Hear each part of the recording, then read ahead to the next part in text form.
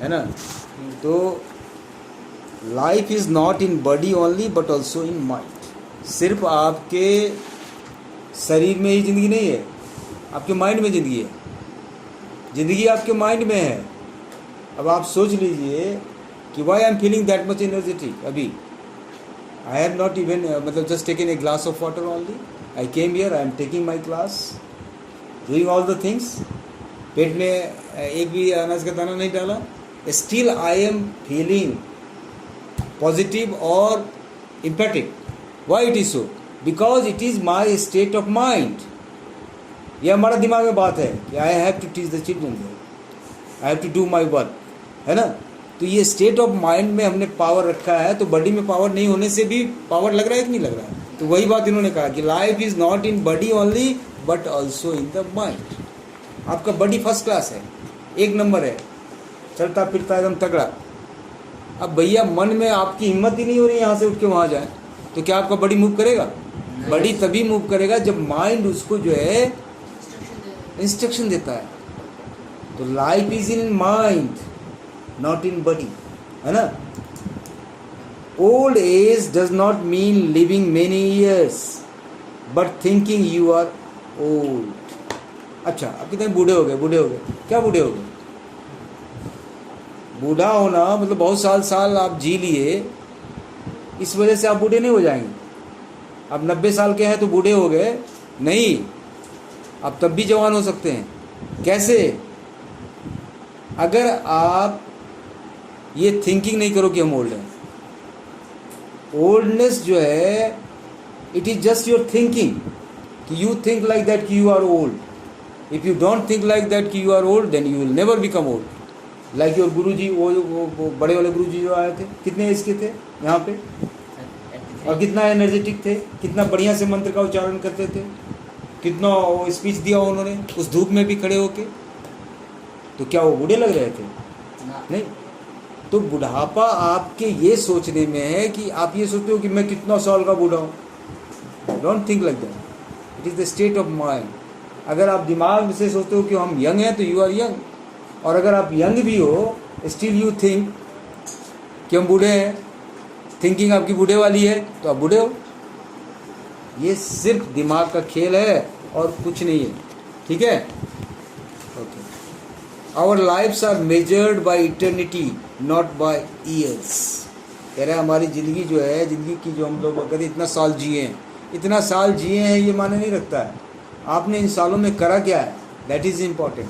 कितने लोगों को आपने हेल्प करा, कितने कंपैशनेट रहे, कितने लोगों को आपने दुखी नहीं किया, ये माने रखता है। Life is not in years. सालों में जीना ज़िंदगी नहीं है। अब 2 पल ही जियो और दुनिया भर के लोगों को खुशियाँ दो, तो that is more important. Eternity is more important, not number of years. आप 1000 साल जिए और आप कुछ नहीं किए, तो फिर क्या फ़ायदा है ऐसे? ठीक है, आपने कैसी ज़िंदगी जी, दैट इज़ इम्पॉर्टेंट। आप 200 साल जी, आप सबसे झगड़ा ही करते रहे, सबसे लड़ाई ही करते रहे, तो फिर आपकी ज़िंदगी क्या है यार? आप 2 मिनट की ज़िंदगी जी रहे हो, उसमें प्यार बांट रहे हो, तो वो मोर इम्पोर्टेंट है, इसमें ज़्यादा खुशियाँ हैं, है कि नहीं? हैं?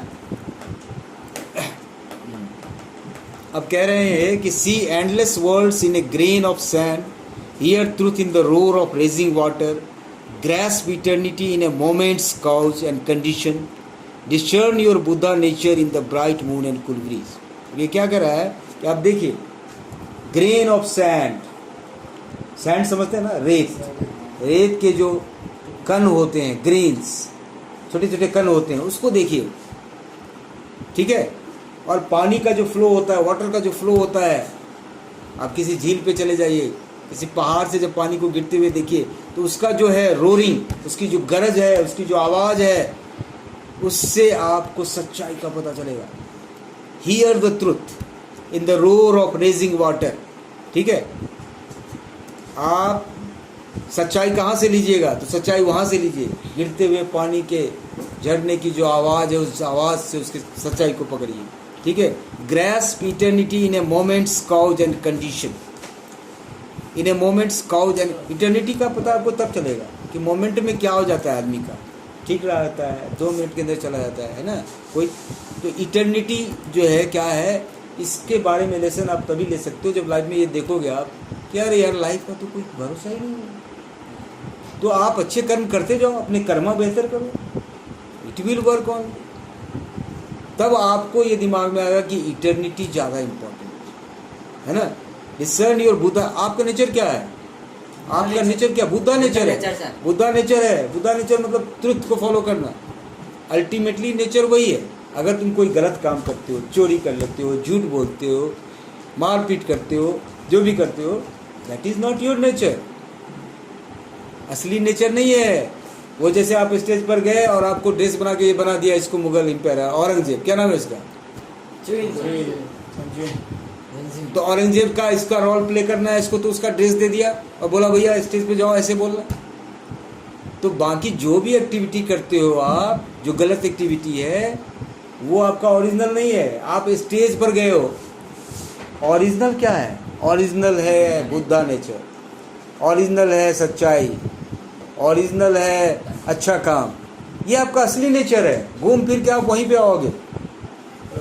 आप चक्कर में पड़ जाओगे कभी कभी, पैसे कमाने, ये करने हैं, वो करने हैं, तो चलो ये, लेकिन that is not your original nature. Finally you will come to that Buddha nature. और बुद्धा नेचर क्या है? अ ब्राइट मून और कूल ब्रीज को फील करोगे, ठीक है। अब देखिए, दिस इज वेरी इंपॉर्टेंट। ये जो कोट है that is very important. Troubles arise from knowing too much. अगर बहुत ज़्यादा जान भी लिए ना तो उससे परेशानी होती है, ठीक है। ज़्यादा अगर आप ज़्यादा जानकारी हासिल कर लेंगे तो उससे भी परेशानी है। कई बार sometime we must act as if we don't know. कई बार आपको इस तरह से बिहेव करना चाहिए जैसे मुझे कुछ पता ही नहीं, सर हम नहीं जानते कुछ। अब टीचर के सामने बैठिए तो ये मान के चलिए कि हम नहीं कुछ जानते, तब आपको टीचर 100% देगा। और जब खाली घरा रहेगा तो उसमें बहुत सारा सामान बढ़ेगा। जब आप पहले से एक्सपोज करोगे ना, हमको ये आता, हमको ये आता, हमको भाई तो सब आता है, ये तो छोड़ो यार हम चले, है ना, then you will not be receiving anything. तो कई बार ऐसा और करना चाहिए आदमी को कि ऐसे बिहेव करना चाहिए जैसे वी डोंट नो। अब हमारे से श्रेष्ठ अगर कोई बोल रहे हैं, हमारे से सीनियर कोई बोल रहे हैं, तो हमें चुपचाप सुनना चाहिए। हालांकि ये भी हो सकता है कि बहुत सारी बातों से मैं एग्री ना करूं उनसे, उनके विचार अलग हैं, हमारे विचार अलग हैं, may be so, but for the time being I will be just listening he. हमारे बॉस अगर आके यहाँ पे कुछ बोले तो मैं सिर्फ उनका सुनूंगा, उनको कोई जवाब नहीं दूंगा। हाँ, मुझे ये भी पता चला कि ठीक है, he is not saying correct thing, he is saying something wrong, जो मैं जान रहा हूँ, फिर भी मैं बोलूँगा नहीं। क्यों? क्योंकि समटाइम हमको एक्ट इस तरह से करना है कि हम कुछ नहीं जानते हैं, तो उससे हमारा फ़ायदा है। अगर हम ये शो करते हैं कि हम कुछ नहीं जानते हैं तो हमें बहुत कुछ मिलेगा, और अगर आप ये शो करेंगे कि बहुत कुछ जानते हैं तो आपको नहीं कुछ मिलेगा, इतना पक्का जान लीजिए। इसीलिए low profile, one should maintain the low profile, हमेशा झुक के रहना चाहिए। पैर में देखो कितना फल होता है, पैर झुका होता है ना, तोड़ लो। पैर झुका होता है कि नहीं झुका? Yes sir. तो जिस पैर में फल होता है वो पैर झुका होता है, जिसमें फल नहीं होता वो झुका नहीं होता। ऐसे चलेगा जैसे पैर खजूर का पेड़ देखा, ऐसे टाइट रहता है, वो फल है का, और एक तो छाया नहीं, एक तो किसी को शैडो भी नहीं दे सकती, और फल भी लगता है तो अति दूर, फल लागे अति दूर, है कि नहीं? तो भैया जिनके अंदर फल भी लगता है दूर में और जो किसी को छाया भी नहीं देते, वो अकड़ के चलते हैं, ऐसे खड़े रहेंगे, ठीक है? हैं? हाँ, कभी कभी है वो, है ना। तो कहने का मतलब है कि जो जिसके अंदर जितना नॉलेजेबल पर्सन रहेगा वो उतना झुका हुआ रहेगा, लो प्रोफाइल। आप गुरु जी को देख लो, अपने गुरु जी को देख लो, हमेशा मुस्कुराते रहते हैं, ऐसे रहते हैं ना। What is this? That doesn't mean he is not knowing, he is knowing everything, but he is maintaining low profile.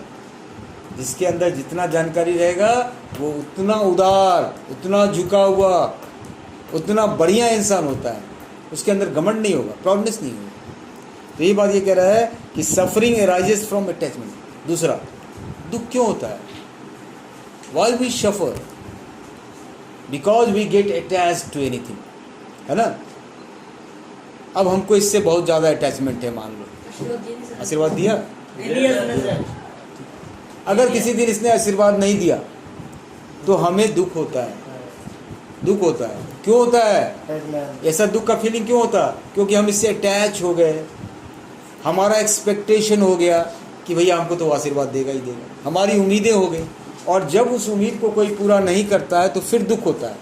तो अगर नहीं दुखी होना है तो डोंट गेट अटैच्ड, आप अटैचमेंट ही नहीं रखो, फीलिंग ही मत रखो उस तरह का कि देगा आशीर्वाद, देगा नहीं देगा नहीं देगा, then I can not have that feeling. अगर ये चीज़ हमने रखा कि नहीं यार वो तो आशीर्वाद देता है, तो फिर हमें तो दुख का कारण भी वही है। Why there is a suffering? Because you are attached to a particular thing, आप इससे जुड़े हुए हो और इसमें कुछ प्रॉब्लम होगा तो फिर आपको तकलीफ होगी। आप अगर अनअटैच्ड रहोगे, जैसा है हम जैसे हैं, तो फिर you not have any suffering. तो दुख का रीज़न वही है। Some time we must let go, कह रहा है कई बार हमको इग्नोर कर देना चाहिए, चुपचाप निकल जाना चाहिए, हमेशा अटैचमेंट की बात नहीं सोचनी चाहिए, ठीक है। अब मैं ये ओम जा हमारा बेटा है, मान लो उसको मैं बोलूँगा 10 बार पढ़ो पढ़ो पढ़ो, ठीक है ना, तो पढ़ो पढ़ो पढ़ो। अब कल क्या हुआ, बुक एक नया बुक खरीद के लाया, ठीक है, उसका तो पेपर है, उसको अभी उस काम में भी ज़्यादा इन्वॉल्व नहीं होने देते कि इधर पढ़ाई करो, तुम्हारा पेपर है, तो दे दिया, पढ़ाई शुरू कर दिया, 1 चैप्टर 2 चैप्टर 3 चैप्टर खत्म कर दिया मैंने। बाद में पता चला जब मैं देख रहा हूँ, अरे यार ये तो सिलेबस में ही नहीं है, वो चैप्टर खत्म कर दिया। अब क्या है, कैसा लड़का है, एग्ज़ाम में क्या आने वाला है सिलेबस, वो 11th का सिलेबस था वो आराम से करवा लिया, तो उसका फ़ायदा क्या हुआ? टाइम तो उसके पास कम है, अब 10 दिन 15 दिन बचे हुए, 20 दिन बचे हुए, तो मैं उस पर बड़ा बिगड़ा। ये तुमको अपना सिलेबस नहीं पता है, तो 6 घंटा फालतू का वेस्ट किया मेरा, और अपना भी वेस्ट किया।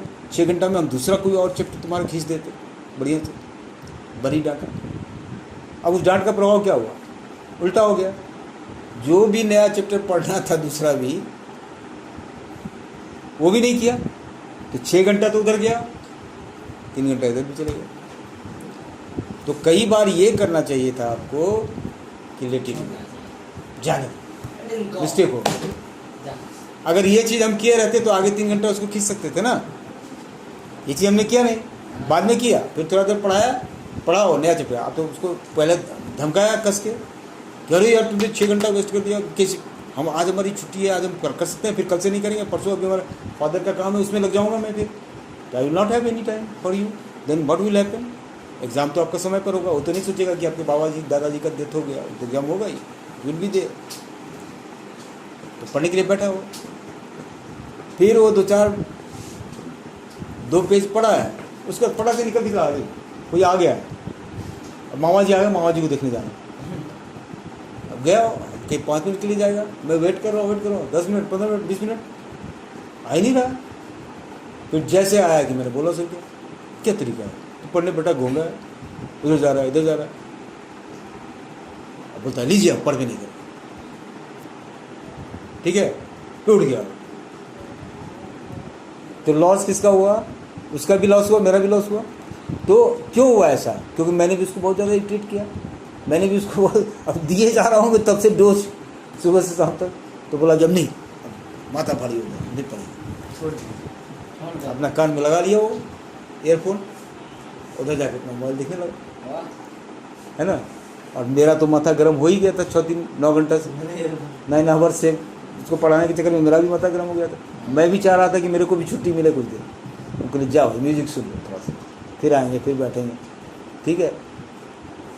तो कहने का मतलब है कि कई बार आपको लेट इट गो, तो फिर तकलीफ नहीं होगा। अब मेरे को तकलीफ हुआ यार, बोल रहा हूँ इसको पढ़ने के लिए करने के लिए, इसके फ़ायदे के लिए बोल रहा हूँ, फिर भी नहीं पढ़ रहा है, तकलीफ हो रहा था। क्यों? क्योंकि हम अटैच हो गए थे, मेरा बेटा है पढ़ ले पास कर जाए। अगर अनअटैच्ड रहते, पढ़े तो नहीं पढ़े तो हमें क्या करना है यार, अगर नहीं पढ़ेगा तो खुद सफ़र करेगा, इस तरह की थिंकिंग अगर हम रखें तो फिर हमें तकलीफ नहीं होगी, है कि नहीं। जैसे आप लोग को बोल देता हूँ भाई नहीं पढ़ोगे तो आप जानोगे, हम क्या करेंगे, व्हाट कैन आई डू। उसको भी बोल देता हूँ मैं कि आप अपने कर्म के लिए जिम्मेवार हो, कोई दूसरा कोई शेयर नहीं करेगा, nobody will share with you, आपके कर्म के लिए आप ही जिम्मेदार है ना। अब एक डाकू था, वो कहानी सुना है कि नहीं डाकू? वाल्मीकि का नाम सुना होगा आप लोगों ने, वाल्मीकि जिन्होंने रामायण लिखा, बहुत बड़े डाकू थे पहले। तो वो जो है डकैती का काम करता था, लोगों को मारता पीटता जो भी था वर्ड्स। तो एक दिन किसी संत महात्मा से भेंट हो गई उनकी, ठीक है। अब महात्मा बुद्ध ही मिल गए होंगे रास्ते में। तो उन्होंने पूछा, भाई क्यों कर रहे हो ये सब, किस लिए कर रहे हो? उंगली माल वाला तो दूसरा कहानी था, हाँ ये वाल्मीकि। पूछा संत महात्मा ने कि भाई क्यों कर रहे हो तुम ये सब, किसके लिए कर रहे हो, क्यों कर रहे हो? तो गलत काम है। बोला कि मैं जो है अपने बीवी के लिए कर रहा हूँ, अपने बच्चे के लिए कर रहा हूँ, अपने परिवार के लिए कर रहा हूँ, अपने घर परिवार के लिए कर रहा हूँ ये सब। तो बोला ठीक है, बात तुम्हारी सही है, तुम अपनी फैमिली के लिए कर रहे हो, अपने लिए तो कुछ कर रहे हो। अच्छा, अब एक बात है कि मरने के बाद जब तुमको सज़ा मिलेगी, या तुम्हें अगर अभी की पुलिस पकड़ के ले जाएगी, सज़ा मिलेगा, तो तुम जरा पूछ के आओ अपने बीवी बच्चों से कि भैया ये काम तो हम तुम लोग के लिए कर रहे थे, तो हमारे सज़ा में तुम लोग भागीदार हो गए। जैसे हमको 6 साल का सज़ा मिल गया, 4 साल का सज़ा मिल गया, तो उस पनिशमेंट को तुम लोग शेयर करोगे? ज़रा पूछ के आना। तो महात्मा ने कहा कि आप पूछ के आओ अपने बच्चों से। तो गया वो बच्चे के पास कि बेटा ये काम तो मैं तुम्हारे लिए कर रहा हूँ, सारा कुछ तुम लोग का पैसा हो जाए, तुम लोग का घर बन जाए, तुम लोग का ये हो जाए, इसलिए कर रहा हूँ। तो मेरे को जो सज़ा मिलेगा अभी, तो तुम लोग साथ रहोगे ना मेरे? तो बच्चों ने कहा, अरे हम क्यों जाएं आपके साथ, आपने किया है ना काम, आप जाइएगा जेल, हम तो नहीं हैं उसके जिम्मेवार, हम क्यों जाएंगे? फिर गया वो बीबी से पूछने, भाई तुम लोग के लिए तो ये सारा चीज़ कर रहा हूँ। वो बोला नहीं हमें कोई मतलब नहीं है, वो जेल अगर जाना पड़ेगा, कोड़े आपको लगेंगे तो आप खाओ, हमें कोई मतलब नहीं। फिर जाके इनको रियलाइजेशन हुआ, अरे भाई ये महात्मा जी तो सही कह रहे थे, ये तो कोई भी आदमी साथ में नहीं जाएगा जिसके साथ मैं अटैच हूँ, ये तो सब अपना अपना फायदा देख रहा है। फिर उन्होंने उस काम को तो छोड़ा ही, और इतने बड़े संत बन गए वो, जो आज के डेट में वाल्मीकि के नाम से प्रसिद्ध हैं, और उन्होंने रामायण लिखा, बहुत बड़ा ग्रंथ लिखा। उसके बाद वो राम राम राम यही जपते रहे, तो उनके अंदर परिवर्तन आ गया। कब परिवर्तन आया? जब उनको ये फीलिंग हुई कि भैया अटैचमेंट की कोई ज़रूरत नहीं है, सब अकेला आया है और सब अकेला जाएगा। हेलो, तुम कहाँ चले गए? सब अकेला आया, सब अकेला जाएगा, ठीक है ना, कोई बात नहीं, हो जाता है, ठीक है। अच्छा, अब एक बड़ा इंपॉर्टेंट बात का है, very good thinking is there. When honour comes examine your mind. अगर आपको सम्मान मिले, कहीं प्रतिष्ठा मिले, तो आप तुरंत अपने दिमाग का परीक्षण कीजिए, एग्जामिन योर माइंड। कि आप बहुत ज़्यादा घमंड तो नहीं हो गया आपके अंदर कि अरे हमको सम्मान मिल रहा है। जैसे ही घमंड हुआ, खत्म कहानी, ऊपर वाला आपको नीचे गिरा देगा एकदम। तो वही बात ये कह रहा है कि when honour come examine your mind lest a wall of arrogance block your view. अगर तुम्हारे अंदर एरोगेंस है, एरोगेंस समझते हो? एरोगेंस का मतलब है हाँ, विरोध करने का चीज़ कि नहीं ये काम हम नहीं करेंगे, तो ये तुम्हारे व्यू को ब्लॉक करेगा। अगर मान लो तुम खिड़की बंद कर लो, है ना, खुला रहना, ठीक है ना, खिड़की बंद कर लो, घाटा किसका होगा? आपको ना हवा आएगी, ना आगे का व्यू आप ले सकते हो। आपके अंदर एरोगेंस है। क्या एरोगेंस है? अरे ये हमारा घर है, हमारा क्लास है, हम बंद करके रखेंगे, है ना। वो कहानी पढ़ाया था, तुम्हारी क्लास में पढ़ाया था, किसको पढ़ाया था? नहीं पढ़ाया, और 9th में पढ़ाया था ये कहानी कि भैया वो ठंडा का मौसम था, ठंडा का मौसम था, ये भाई साहब गए फर्स्ट क्लास हीटर लकड़ी लेके आए कि हम घर में जलाएंगे। अब ये घर में चला के आए, और बगल में इनके पड़ोसी वो रहता है, क्या नाम है जी तुम्हारा, क्या नाम है? हाँ, ये बगल में रहता है। अब इसके मन में ये भावना कि भैया ये चीज़ लकड़ी तो हम लाए हैं ना, तो हमारे लकड़ी का आग उसके पास में ना पहुँचे, उसको ठंडा लगता है तो लगने दो, हम अपना घर में जलाएंगे। अगर ये हमारा घर गर्म हो जाएगा तो फिर बाहर भी गर्म हो जाएगा, उधर चला जाएगा, तो इसलिए खिड़की भी बंद कर लो, गेट भी बंद कर लो, ताकि हमारे पड़ोसी को फ़ायदा ना हो। इस चक्कर में उसने क्या किया, रूम खिड़की बंद कर ली, गेट बंद कर लिया, और उसके बाद उससे जो धुआं निकला, उससे उसका बॉडी जो है चौक होने लगा, सांस रुकने लगी। तो बोला कि अरे ये धुआं तो मेरा है, मैं इसको पकड़ के रखूँ ना। तो रखो भाई। अब फिर उसी पड़ोसी की जरूरत आई, वही पड़ोसी दरवाज़ा खटखटाया, वही पड़ोसी उसको खींच के ले गया बाहर। तो अगर आप इस तरह से किसी चीज़ को पकड़ के बैठोगे कि ये हमारी है हमारी है, तो तुम उस चीज़ का सुख भी नहीं ले सकते।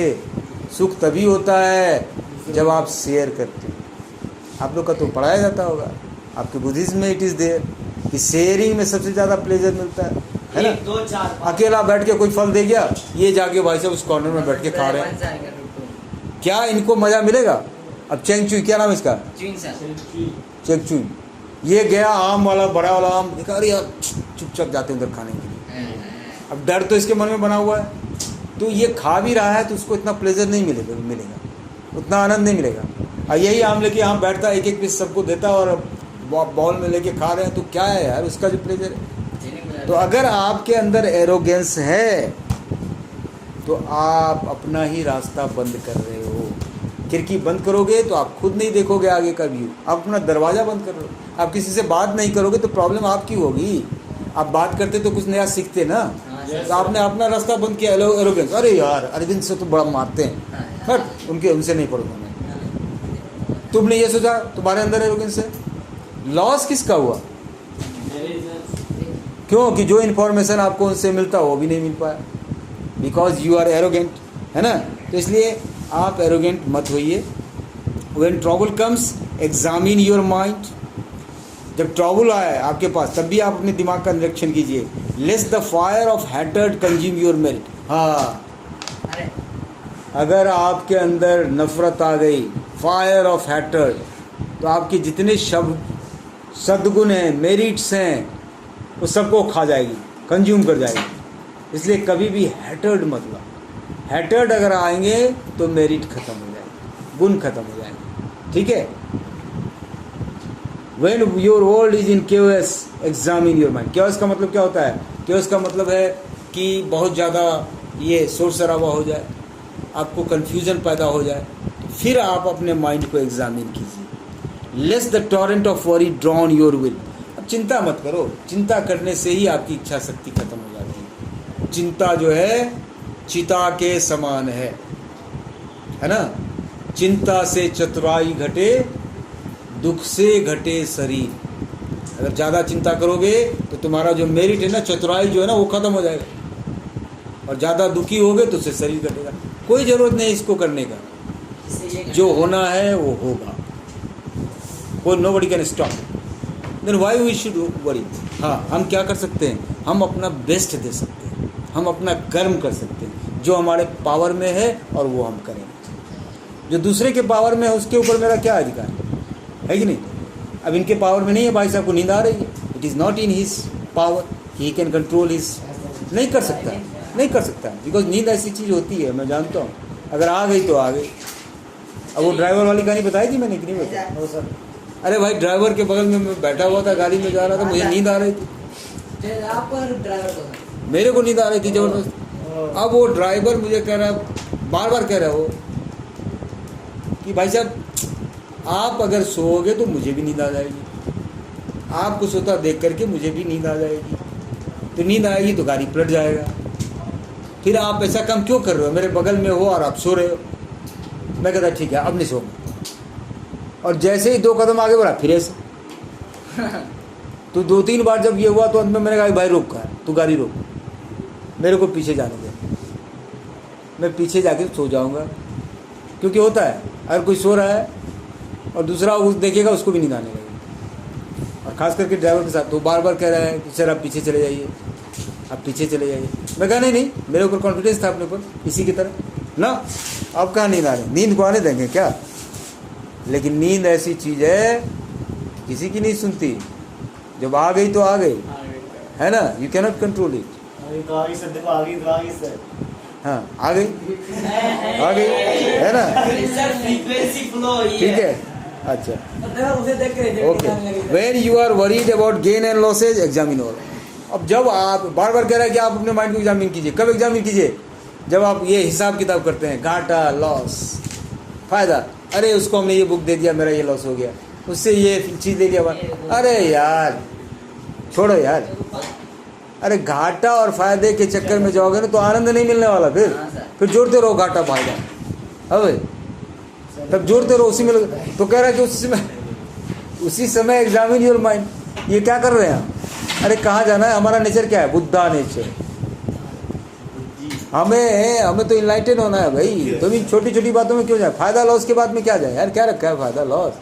आशीर्वाद से बड़ा कोई चीज़ है? भाई साहब चल दिए, घंटी बजाए, okay, so will be deal.